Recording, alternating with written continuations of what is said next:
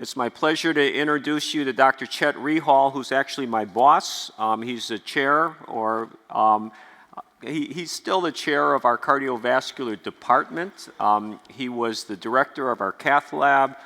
He's well known for all of his work in structural intervention, as well as was with Youssef there, and really knows his data in terms of the statistics, in terms of reviewing trials, figuring out the best thing to do. So we've asked him to talk about the assessment and medical management of patients with stable known coronary artery disease. And let's go ahead with just a couple questions here and see how you do. So we have a 67-year-old woman referred for exertional chest discomfort, unable to complete an exercise test. She's got diabetes. She's had a non-STEMI in the past with a drug-eluting stent to the right coronary artery. Her medications include aspirin, clopidogrel, and metoprolol. She's obese and a blood pressure 150/85. Here's her electrocardiogram here.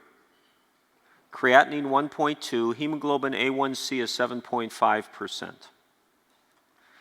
Now, what is the best choice of an oral hypoglycemic agent? And I think this is important because even though we are not diabetologists, in cardiology, we've got to take care of these patients with diabetes and concomitant coronary artery disease. So what would be the best choice of a hypoglycemic agent?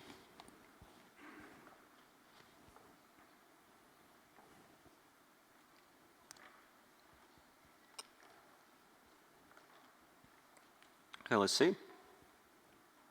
88%. Got it. We'll move on. They need to get 95% before you leave. Following PCI for stable angina, which of the following is indicated? Prasugrel, ticagrelor, vitamin E, or clopidogrel? So now we're into the antiplatelet agents.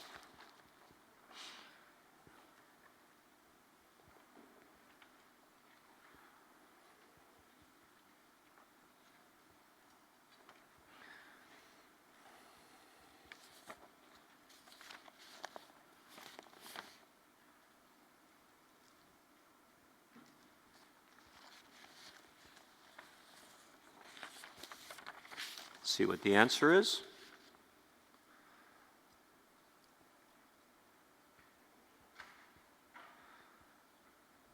All right, there's a few who still said ticagrelor.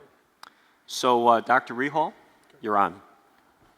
All right, thank you very much, Dr. Nishimura. It's a pleasure and privilege to be back here with you, and welcome all of you back to Rochester, those of you who've been here before, and those of you whose first visit here. We hope you really enjoy the course and our town. So I've been asked really to talk about bread and butter cardiology. This is something that all of you will spend probably a significant portion of your professional lives dealing with, and that's stable coronary artery disease. So let's go through what we're going to talk about. Firstly, we're going to talk about the clinical presentation of patients with CAD. We'll talk about the principles of appropriate medical therapy. We'll talk about adjunctive therapies for patients who've undergone PCI and bypass surgery. And we'll talk about the subset, the really important subset of patients with diabetes, because as Dr. Nishimura said, we may not be diabetologists, but a significant proportion of patients that we deal with day to day in our clinical practice are diabetic. Finally, and I think this is important for boards, we will talk about recognizing the unusual causes of myocardial ischemia and chest pain syndromes, including the entities that we have listed here.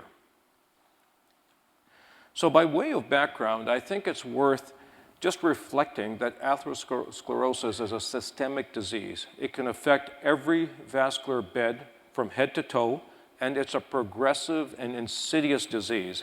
Dr. Kopetsky's lecture nicely outlined what we can do either to prevent it in the first place or try to retard its progression once established. But keep this in mind, it's a progressive disease, it's a lifelong disease, and head-to-toe clinical implications.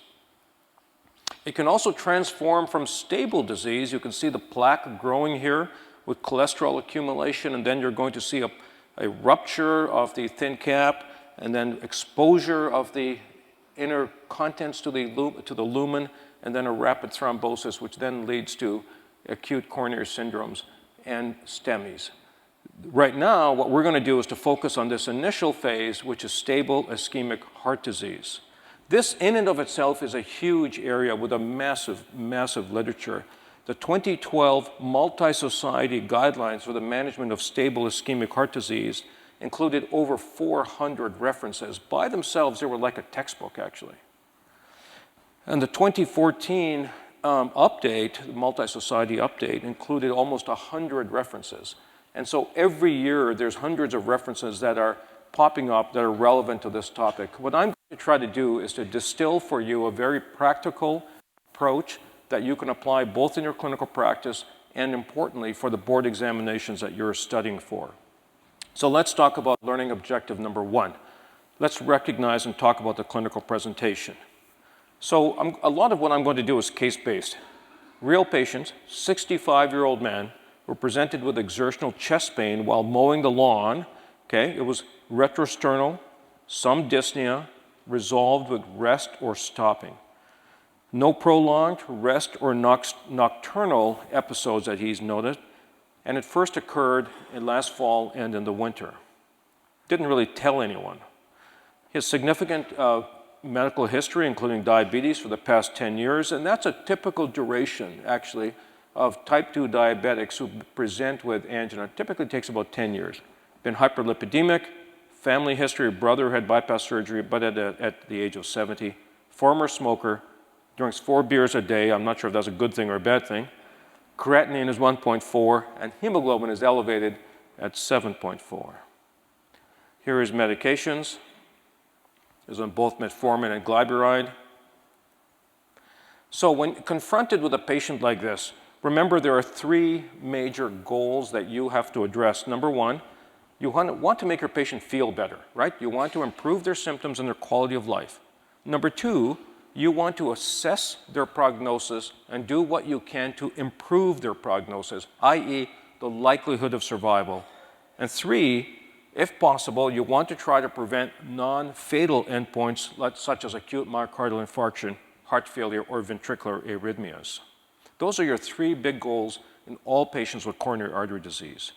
We can distill it down even further as to what's the diagnosis, what's the prognosis, and how are we going to evaluate it, and then what do we do? So this is kind of the pyramid that the European Society Guidelines put out. I like this. So clinical evaluation, stress testing for prognostication, and plus or minus coronary anatomy in selected patients. So initial evaluation has to be with a good history. Dr. W. Proctor Harvey, who was one of the doyens of clinical cardiology in this country, emphasized the importance of the 5-finger approach: history, physical, electrocardiogram, chest x-ray, and then testing. This still holds true today. What also holds true today is the very original description of angina pectoris by Sir William Heberden as presented to the Royal College of Physicians in London in 1768. I'm not going to read the whole thing. It's in your packet, but I'm going to emphasize a few phrases. He says, those who are afflicted with this are seized while they are walking, so it's exertional, particularly soon after eating. And we've all seen this in our practice. Postprandial states induce angina quicker, with a disagreeable sensation in the breast or chest, which seems like it would take their life away. And some patients do have this feeling of impending doom. And it goes away when they stand still. So this is the original description of angina pectoris. It still holds true today. I like it. So what about historical features? We have to be really cognizant that not everyone presents with classic Heberden's angina, okay? Atypical presentations can occur. They're more common in women. They're more common in diabetic patients. And silent angina, or silent ischemia, more properly, can occur in diabetic patients. So beware that not every patient presents with a classic Heberden's angina presentation. What about physical exam? There are few things on the physical examination that are really helpful. You can look for signs of hypertension, hyperlipidemia, Vascular disease, I think, is a good one. Ankle brachial index is a good and helpful physical finding. We don't do it routinely, though. So here was the exam on our patient. Systolic blood pressure was elevated, BMI was 42, and arcus senilis was present. Is that helpful? So arcus senilis and xanthal asthmas, unfortunately, are very common. So they don't really help to rule in or rule out vascular disease. And they're usually actually not associated with coronary disease or vascular disease in older patients. So they're an interesting finding, not directly correlated with diagnosis. The rest EKG is here, fairly unremarkable, a bit of an interventricular conduction delay. Chest X-ray, similarly, fairly unremarkable. So what do we do? Do we enhance the medical regimen? Do we do a stress ECG, stress imaging, go right to coronary arteriography? This is the decision that we as clinicians and test takers have to make. So remember, our original goals: make your patient feel better, treat their angina. You want to prevent non-fatal endpoints, and this is where the secondary prevention comes in. And if your medications are insufficient for their angina, you may need to do some sort of revascularization. And finally, for prognostication, the high-risk patients with left main and 3 vessel disease will likely benefit from bypass surgery. I'll review that in my second presentation this morning. This is the complex algorithm that's in our guidelines. This is in your packet. You can refer to it later on. So let's talk about now learning objective number 2. Let's talk about the principles of appropriate medical therapy and apply them to the selection of adjunctive therapies for patients with stable coronary artery disease. So first and foremost, aspirin. Okay? Dr. Kopetsky, again, just a few minutes ago, talked about using aspirin. Patients who have established coronary disease have a much higher rate of sudden death and myocardial infarction than the general population. So for all patients with vascular disease, aspirin at low dose is indicated for the prevention of cardiovascular death and myocardial infarction. It's used widely, as you know. Probably over 80 million people are taking aspirin of some sort for various reasons. And importantly, it's an irreversible platelet cyclooxygenase inhibitor. So it lasts roughly 14 days in terms of effect. What about the data? There's a large amount of data that's out there in the literature. This is the classic reference from about 20 years ago, in 1994, the antiplatelet trialist collaboration that demonstrated a 40% risk reduction in terms of these endpoints when patients are treated with aspirin. And remember, low-dose aspirin is enough. We don't need to give 325. The baby aspirin, non-enteric coated, is usually just fine. So that's the cornerstone. Now let's talk about anti-anginal therapies. So angina, of course, is caused by a mismatch between oxygen supply, the perfusion of the myocardium, and the demand. So the higher the demand, of course, the greater the metabolic demands of the myocardium, and the more blood and oxygen is required. So things that tip that balance in favor of decreased demand, such as beta blockers, calcium channel blockers, or increased supply, potentially with nitrates and revascularization, are good treatments for angina. So nitrates. Nitrates have been around a long time, and they work. They have multiple mechanisms of action, and I think it bears just repeating these. They reduce preload. There is some epicardial coronary dilatation, as we all know, and they also reduce afterload. All of those things are salutary effects for treating angina.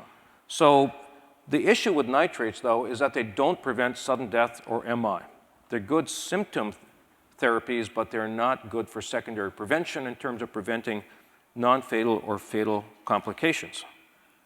So they're sort of optional for symptoms. Importantly, and this is something that may show up on the board examinations, is drug-drug interactions. Nitrates and PDE5 inhibitors, such as sildenafil or the other drugs used for erectile dysfunction, have a significant and profound interaction and can cause severe life-threatening hypotension. We stumbled across this in the cath lab about 10 years ago when these drugs first became available, and we'd give sublingual nitroglycerin routinely to our patients right before their coronary angiogram. And we discovered a few patients, they're blood pressures would just bottom out for no clear reason. And then we realized that they were on sildenafil. So now routinely in the cath lab, we screen them for the use of sildenafil and other drugs prior to their angiogram and ask them to hold those agents prior to their coronary angio. So that's a very common, practical, day-to-day instance where a drug-drug interaction can have bad effects for your patients.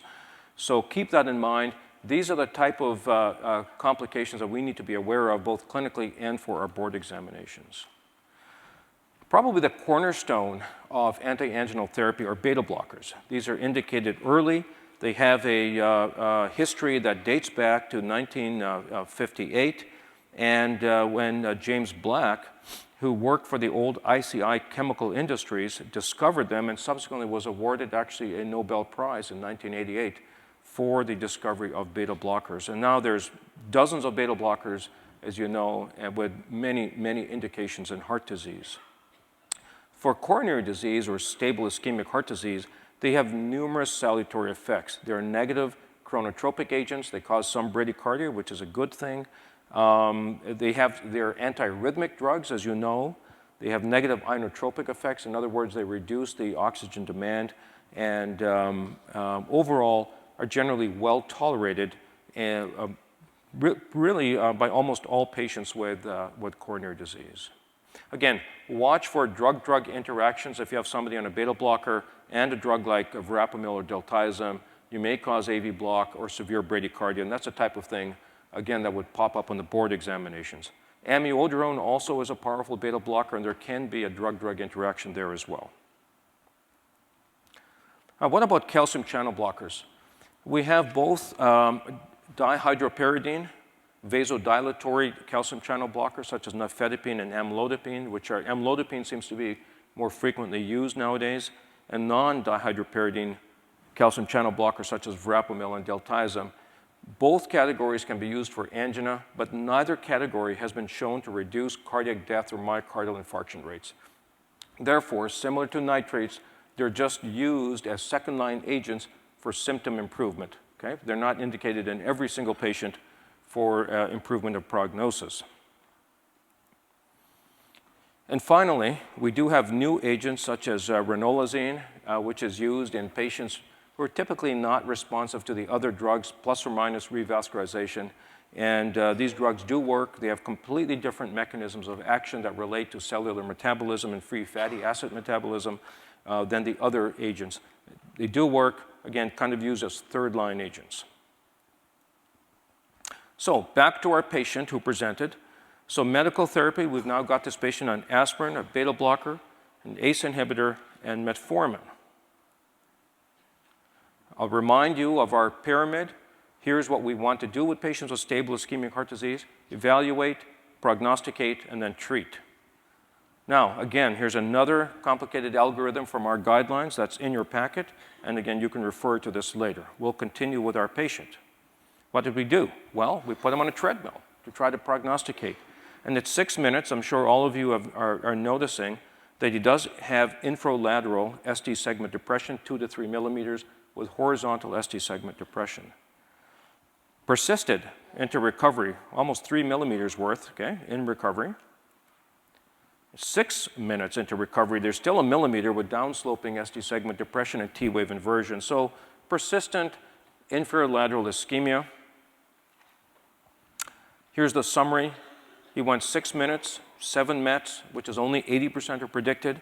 Remember, he was out of shape and somewhat obese, though. Had angina.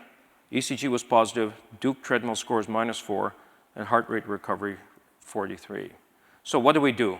If you see a patient like this on the boards who's on medical therapy, has inducible or provocable ischemia that persists well into the recovery phase, they're clearly pointing you in the direction of defining the coronary anatomy and doing arteriography. So in this patient, here's a representative example. We found a proximal right coronary lesion, didn't look critical. And for this patient, we did an FFR on the table. So this is where we put a wire into the artery distally, measure the pressure, give adenosine, and see what happens to the ratio of the distal pressure over the proximal pressure.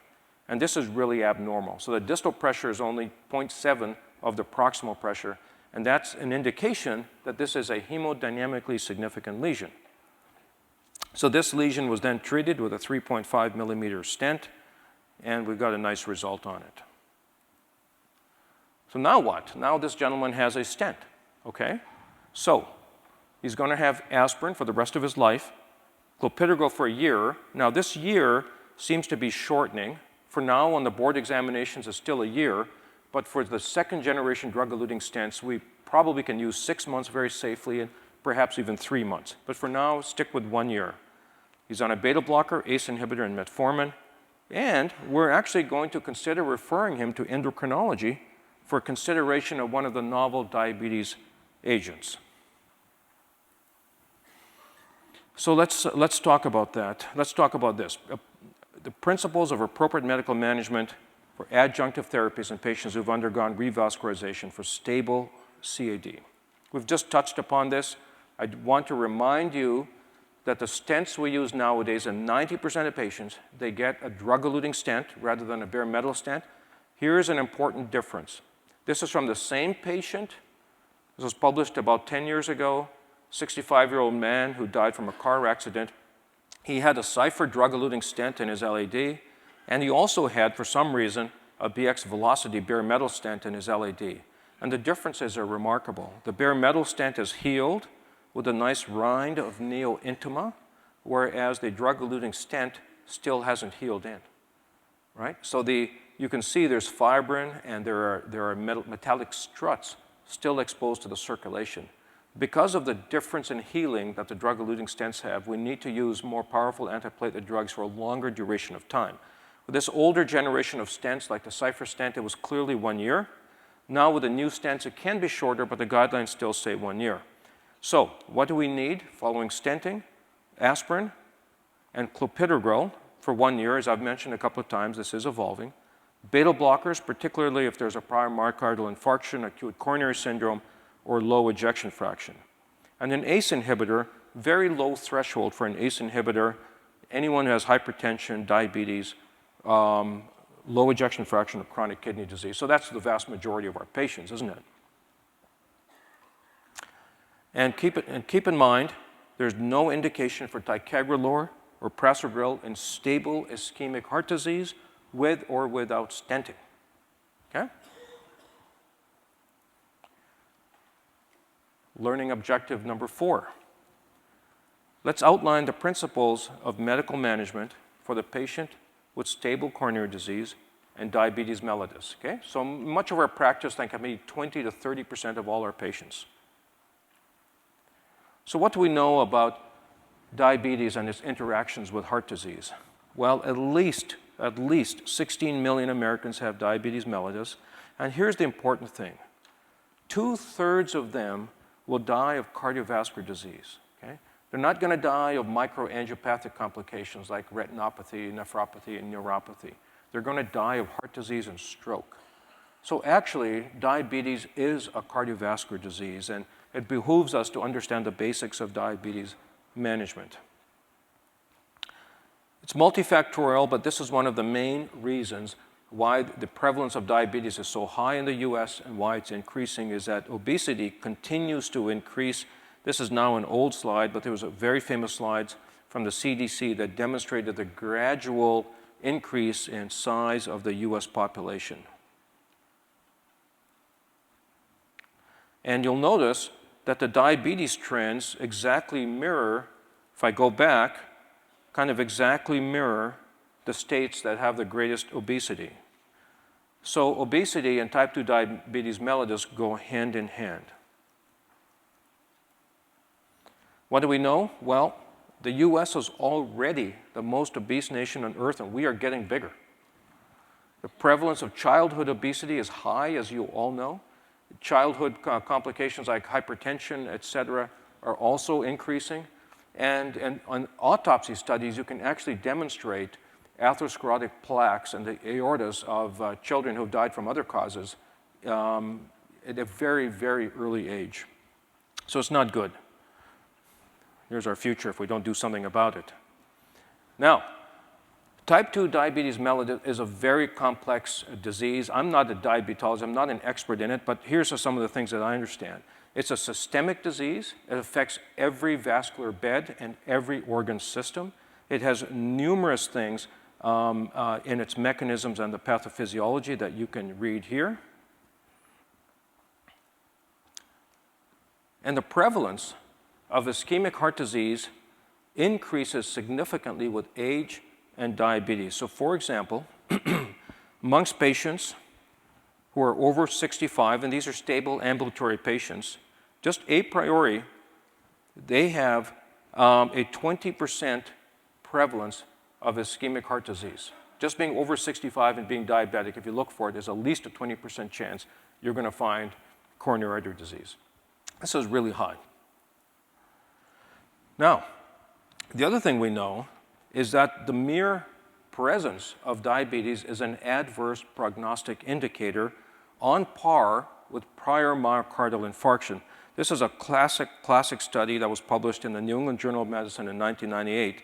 Essentially, what it shows is that your prognosis, if you're diabetic, okay, you've never had any heart issues, but if you're diabetic, your prognosis is the same as patients who've had a prior MI. So this is where the term MI equivalent comes from. The other thing I know as a cardiologist is that there are numerous classes of medications that have been designed to treat various manifestations of diabetes, but particularly hyperglycemia. So if you look at all these different classes, okay, there's sulfonylureas. They don't improve cardiovascular endpoints. Acarbose does not. The thiazolidinediones, the TCDs, they may drive the cardiovascular events in the wrong direction, okay? Insulin does not improve cardiovascular events and potentially increases the rate of sudden death if you overdose patients on insulin. Of all of these, metformin is really the only one of the classic agents for diabetes mellitus that have had salutary effects on heart disease. This is, again, a 20-year-old study, but it's still the test of time, the UK PDS study, which shows that metformin, patients on metformin had the lowest rates of MI over a 15-year period compared to other conventional treatments for diabetes, including sulfonylureas and insulin. It doesn't prevent it forever, but it does lower the actual risk year over year. So what about intensive glucose reduction, okay? As you know, there was a wave of interest in this. Numerous trials were performed, and the bottom line is here. Intensive glucose control reduced the risk for some cardiovascular outcomes, did not reduce the risk for cardiovascular death or all-cause mortality, and increased the risk for severe hypoglycemia. There were at least 3 major randomized trials, ACCORD, ADVANCE, and the VA study, that were performed, and essentially there were negative trials with higher rates of complications in the intensive treatment arm. So now the American Diabetes Association and the AHA and ACC have the following recommendations: that we aim for a hemoglobin of A1C of just 7. We don't have to go to 6 or 6.5. 7 is more than enough, okay? We don't have to go to super intensive glucose lowering. It's never really been shown to improve patient event rates. What about the TZDs? Okay, these are the glitazone type drugs like Avandia and Actos. Unfortunately, these also have increased slightly rates of heart failure and myocardial infarction in the randomized trials. These are not used very often any longer, particularly in patients with heart disease. So I would avoid those unless your diabetologist recommends them. Now, the more exciting thing are the newer classes of agents that have become available, and there's a whole slew of them that are coming down the pike, okay? So this is one, empagliflozin, the flozin class of medications. These disrupt the sodium glucose transporter and cause glycosuria, okay? So patients pee out glucose, they also pee out salt and water. And if you look at this study that was published in, I believe 2016 now, over 7,000 patients, the patients on drug did significantly better in terms of cardiovascular death. I mean, these are real numbers here, okay? Significantly better than patients who were on placebo. including for heart failure, because the glycosuria may actually be a good thing for heart failure as well. What I'm going to do, I'm going to recommend one, there's many review papers, but this is one I particularly liked by Dr. Sattar and colleagues. It was published in JACC earlier this year. If you're interested in reading about the latest data on the novel diabetes drugs, they cover it really nicely and thoroughly. So the Flozin drugs that cause glycosuria, disrupt sodium and glucose reabsorption in the proximal tubule are good. They prevent cardiovascular events. They're actually good for heart failure as well. And the other class of drugs, this is not going to be on board exams, are the GLP-1 or the glucagon-like peptides, okay?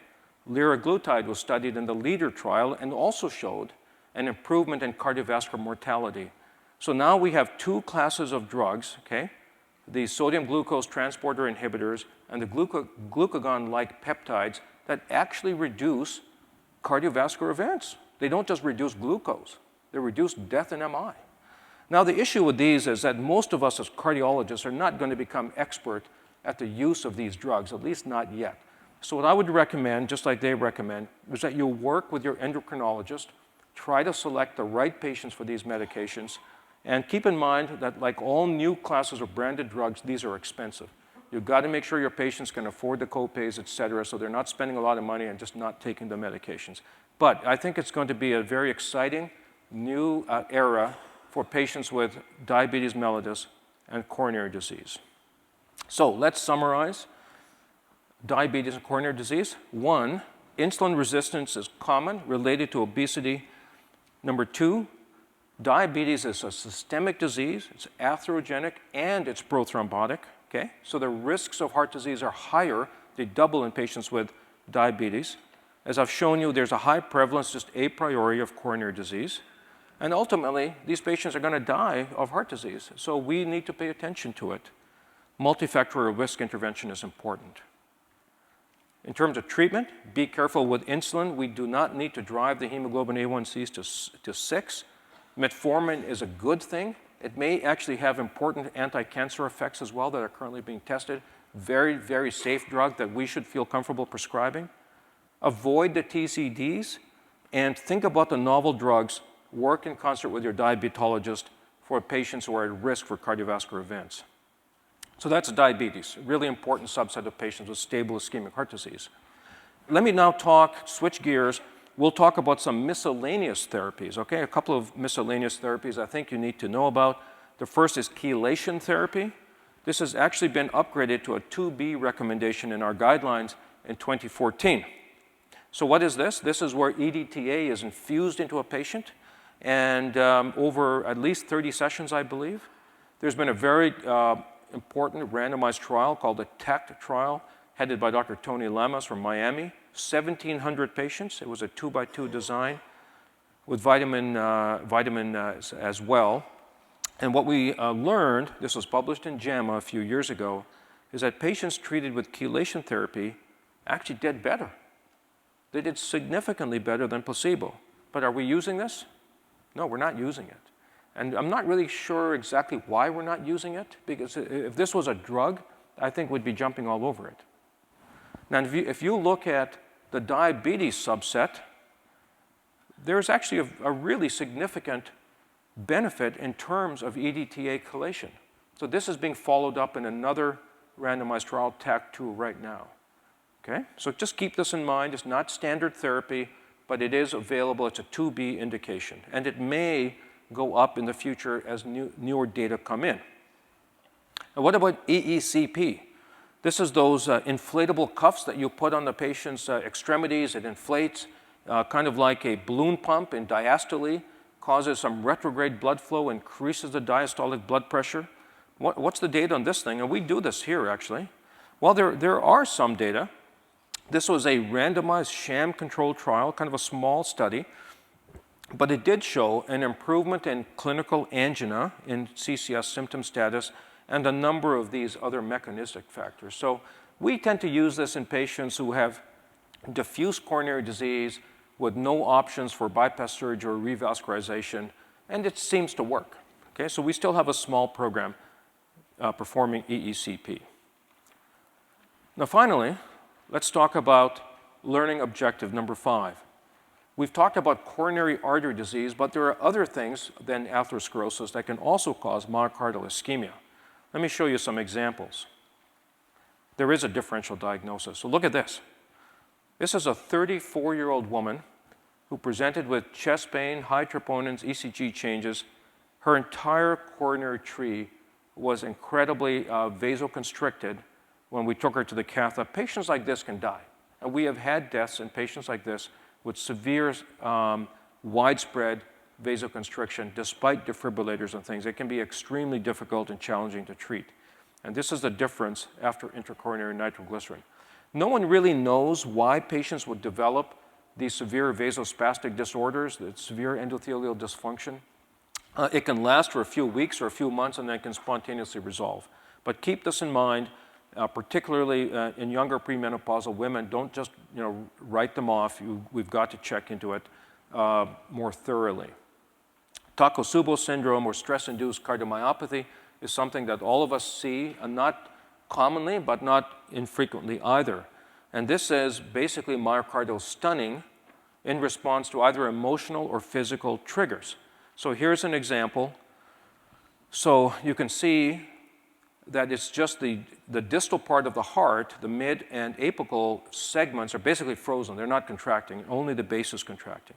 How do you tell it apart from STEMI? Well, one, you do angiography. Two, if you do an MR scan, you'll notice late gadolinium enhancement in patients with STEMI, but there's no such enhancement with apical ballooning syndrome. It's a good way to tell these entities apart.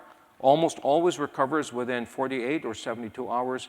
It's about a 10% recurrence risk. No one really knows how to treat it. We tend to use beta blockers and other ACS-type medications. There are many ACG patterns that can develop. Typical presentation is atypical chest pain, atypical ECG, and a mildly elevated troponin. Here's another important entity that we're recognizing with increasing frequency. And you know what this is? This is SCAD, spontaneous coronary artery dissection. Again, there's many patients that can get this, but there's a predominance of women, younger women. You can see the obtuse marginal artery here is completely dissected. It's normal, and here's a little dissection flap right here. You see that little white line? That's a dissection flap, and here it is here. And then the distal vessel is completely choked off. Importantly, this may show up in your board examinations. This knowledge has been in the literature for a few years. It's associated with fibromuscular dysplasia of other arteries. And this fibromuscular dysplasia can occur head to toe. It can be carotids, can be coronaries, can be renals, can be femorals. And here's an even rarer cause of angina and chest pain. You know what this is? Have you seen this? This is a coronary artery fistula that's shunting blood away from the myocardium. And this, of course, can also cause angina and positive stress tests. These patients like this should be referred to a center where they've got experience with both surgical and percutaneous approaches for closure. And this is probably the rarest cause of angina that I've ever seen. This is a microangiopathy due to amyloid plugging of the capillary bed in the heart that we proved with biopsy. It's extremely rare, but can occur. So there is a differential diagnosis of coronary artery disease. So let's review what we've talked about during this session. We've talked about the clinical presentation. We've talked about the basics of medical management. We've talked a bit about medical management post-stenting. We've spent a fair bit of time on diabetes mellitus. And we've talked about the unusual causes of chest pain and myocardial ischemia. Remember for your boards the issues. What's the diagnosis? What's the prognosis? How do you test for that? How do you risk stratify? And remember the indications for invasive therapies. I'm going to go through these in much more detail in my next talk. Quality of life and improving prognosis. So when you're confronted with a patient on your board exams, I would say use common sense, answer the questions the way you would treat the patient in real life, be aware of pitfalls, ask yourself, what's the trap in this question? It could be a drug-drug interaction or something like that, and I'm sure you'll do extremely well. So thank you for your attention. All right.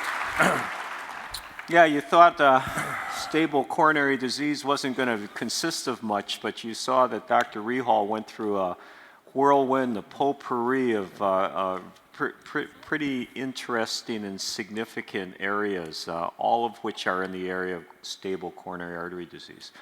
Now let's go back to this question here. And with this question, there's actually quite a few other questions we'll ask. But you've got this 67-year-old woman referred for exertional chest discomfort. She's unable to complete an exercise test. She's got diabetes for 10 years, non-STEMI with a right coronary artery, drug-eluting stent. Medications include aspirin, clopidogrel, and metoprolol. Her examination, she's obese and a blood pressure 150/85, but I want to go back to your physical examination because there must be some old guys like me in the audience because they asked Frank's sign. Frank's sign? It's the earlobe crease. Oh, yeah. What should we do about seeing people with the earlobe crease? I'm not sure, to be honest with you. It's very, very common, maybe associated with coronary disease, but I don't think it really helps you in your day-to-day management. It's very common in patients that don't have coronary disease too. So what do you do with it? I don't do anything with it. I look at it. Okay. Yeah. It's kind of like arcus senilis, right? I mean, arcus senilis can be a sign of hyperlipidemia or it can just occur. But back in the old days, before we had chest X-ray or electrocardiograms, we used to look at the Frank sign. That was quite a long time ago. That was a long time ago. All right, so let's keep on going then. He knew Heberden. He knew Heberden personally. Okay, so where are we? We're going on now. Okay, so here's the electrocardiogram. Yep. Okay, and the creatinine's 1.2 Okay. and hemoglobin A1C is 7.5%. But before we go on, if this woman can't exercise and she has this electrocardiogram here, they're asking, what would you do to evaluate her? Well, you can do some sort of pharmacologic stress test, DSE or a sestimibie scan of some sort. I think you've got many, many options nowadays. There's many ways to provoke ischemia and many ways to image ischemia. Yeah. And I do think that, they used to say that the only thing you could do with a left bundle would be like a pharmacologic sestimibie scan, but I think our echo people are good enough to be able to define the difference between true regional wall motion abnormalities and the left bundle itself. So as Dr. Rehal says, I think any type of, if a person can't exercise, any type of pharmacologic, either echo or sestimibie or even PET scan would be appropriate at this point in time. MRs, I don't know if you meant, Okay, so go on to the next best choice of an oral hypoglycemic agent. Well, so this one, the sulfonylureas have had some potential concern raised about them. We hardly ever see patients on these drugs anymore because we have so many other ones. Acarbose is not used very much. The glitazones, as I mentioned, their use is also fairly restricted, and they are used in patients that don't have heart disease, can be used successfully, usually under a diabetologist supervision. But metformin really is a very safe drug. Most patients with type 2 diabetes mellitus, I think, really ought to be on it. Okay, let's see what you would say. Show the response. They got 98%. They're allowed to give themselves a round of applause if it's over 95%. So this new thing, the empaglitazone, Fazone. If you can't pronounce the drugs, you have no business prescribing them. So I call my friendly, diabetologist, and I say, look, I've got this patient, coronary disease, on metformin, hemoglobin A1C is still elevated. Will you see them and consider one of the novel agents? Okay. Right now, that's sort of the interactions I'm having over these drugs. All right. But I'm actually quite excited about them. If you look carefully at the data, these are real and significant improvements in cardiac events, not just in hemoglobin A1C. So you gave this triad. They have to already be on metformin. They have to be at high risk because they have known coronary disease, and their hemoglobin A1C is still greater than 7.5. Yeah. But would you do it for a person who's well treated, or? This is a good question. Right now, I've not seen a diabetologist recommending these drugs for those patients, but that's really the next step. That's the next step. Because I think, as I showed you, diabetes is really an MI equivalent, and so here we've got classes of drugs that can reduce cardiac death. Yeah. So maybe it may just kind of move up in the hierarchy of how we prescribe. Maybe they'll take over from metformin. Expense is going to remain an issue, though. It's a Yeah. significant issue. So like the PCSK9, we know it's much better, but because of the expense and Yeah. stuff, we don't actually know what to do with it. It's the Yeah. same thing with this drug right here. Yeah. But exciting, isn't it? It is exciting. Yeah, these are the first, important advance in stable ischemic heart disease in diabetic patients for a long time. Remember, the Berry-2 trial was completely negative.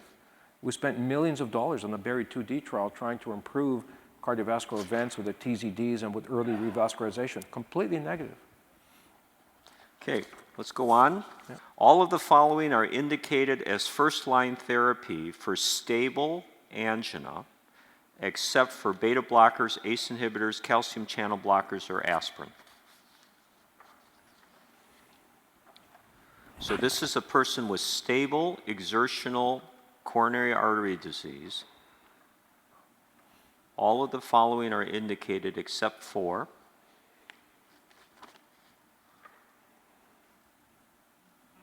okay. Well, so this is an interesting question, right? So beta blockers have multiple salutary effects, dozens and dozens of trials showing that they improve events. Aspirin, similarly. ACE inhibitors also have a solid body of evidence behind them that they improve cardiovascular events, including nephropathy, MI, other things. The ones that are lacking the evidence base are calcium channel blockers. And in fact, there was some indication that nifedipine and diltiazem may increase mortality in some patient subsets. So these are really second-line agents purely for the treatment of angina that you can't treat otherwise. You're not going to be prescribing them to prevent death or MI. But you would give ACE inhibitor, I mean, we've got the HOPE trial, we've got Salim Youssef. You would give ACE inhibitors to a person with stable coronary artery disease and normal ventricular function? No, I did have the criteria in my talk. So if they have a lower EF, they've got chronic kidney disease, diabetes, then, but if you really look at it, that's probably the majority of our patients. Majority of our Yeah. patients, yeah. So basically the ACE inhibitors, I think you were correct theoretically in saying that you wouldn't give it if their ventricular function was Right. normal, they had no diabetes, they had no Right. renal disease, but as Chet says, pretty much all of our patients have Yeah. that. And that, based on the studies with those risk factors, have definitely been shown to prove it. Now, they had picked up that you had said something about non-enteric coated aspirin. Yeah. Talk about that. Yeah. So if you're prescribing the low dose of aspirin, 81 milligrams, if it's enteric coated, the bioavailability is significantly impaired. So they may not be getting the full therapeutic benefit of the drug. So if you're going to use the baby aspirin dose, use the simple, uncoated, old-fashioned Bayer baby aspirin. If you're going to use a 325 dose, then you can use an enteric coated, and that's fine. But just keep that little nuance in mind. Yeah, and unfortunately, the drug companies, they don't make these big bottles of non-enteric coated 81 milligram. You got to buy the little small things for the babies. But like Chet says, the 81 milligram enteric coated bioavailability is so diverse that you don't know you do it. Now, there was another question about the use of aspirin for secondary prevention or even primary prevention in men versus women. Any comments on that? No specific comments other than men tend to have a higher baseline risk of future events. Yeah. So therefore, the absolute risk reduction for the same relative risk reduction will be higher. Yeah. So it turns out if you look at all of the data, the men definitely have a decreased risk of myocardial infarction, but in women it's mainly stroke that you heard yesterday that the aspirin is best in, because as Chet said, their incidence of myocardial infarction isn't as high. So men, myocardial infarction, women stroke, aspirin is prevention for both of them. They asked about the COMPASS trial. Any comment on the rivaroxaban trial? No. Okay. Don't get me started on those. So I'll just outline that the COMPASS trial was rivaroxaban and aspirin versus rivaroxaban versus aspirin in prevention. And Chet is the trialist, and we always go to him to ask. But they showed that rivaroxaban and aspirin together might decrease events but increase the risk of bleeding. Rivaroxaban alone would increase the risk of bleeding and not change events.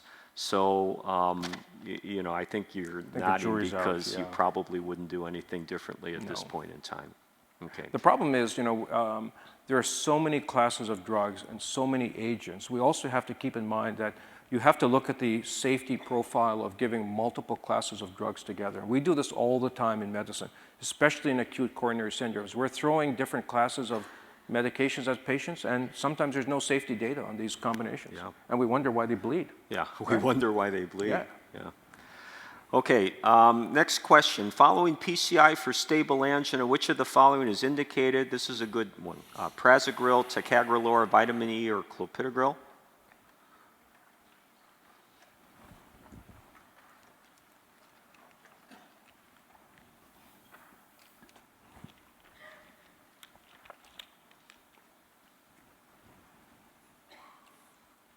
Wow. They can give it themselves.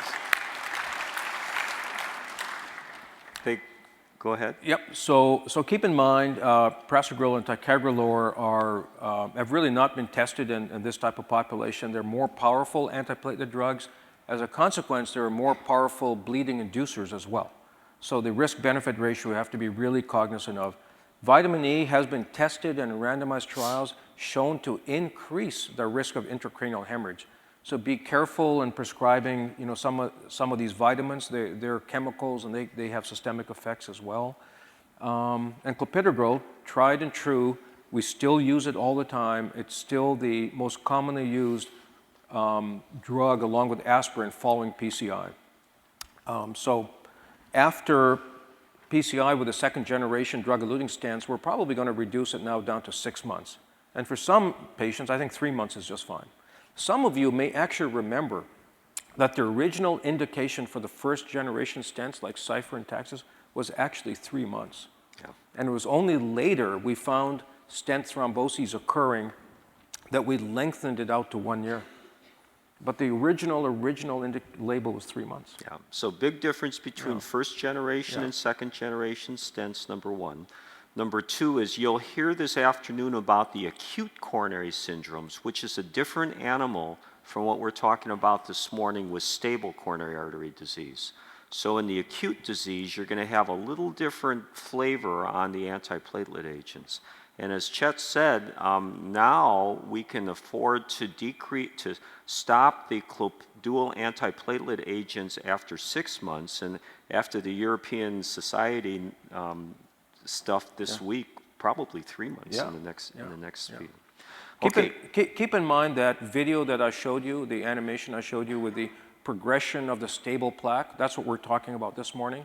When it converts to an unstable plaque, you've got to deal more aggressively with the thrombotic element and the thrombotic burden there as well. That's why the risk-benefit ratios are different.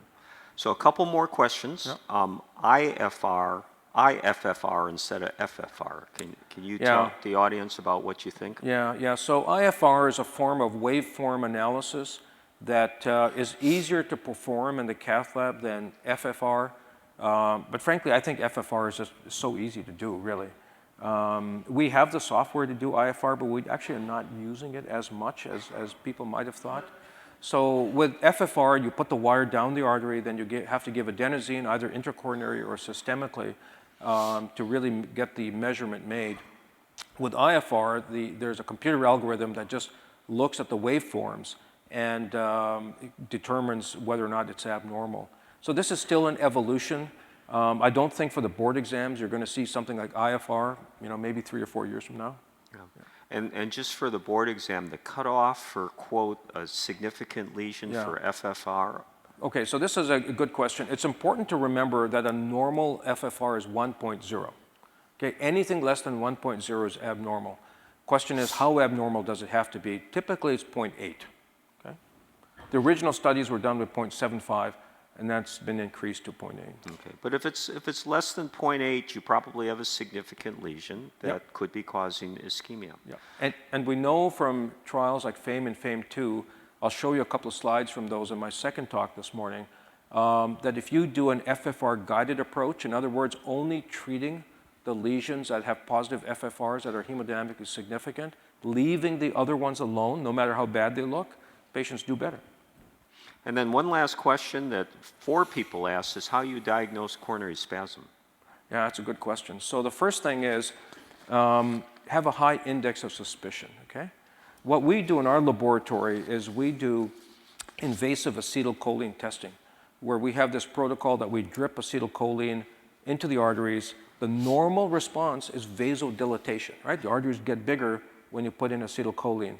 Most of the patients that we see in the lab, like the diabetics I'm talking about, they tend to have a reduction in coronary artery anatomy. So that's evidence of severe endothelial dysfunction, which is related to coronary spasm. The one young lady I showed you that slide of the diffusely narrowed coronary arteries, that's severe endothelial dysfunction. The classic Prinzmetal's angina that's caused by sort of punctate coronary spasm, that's really very rare. Yeah. Very rare.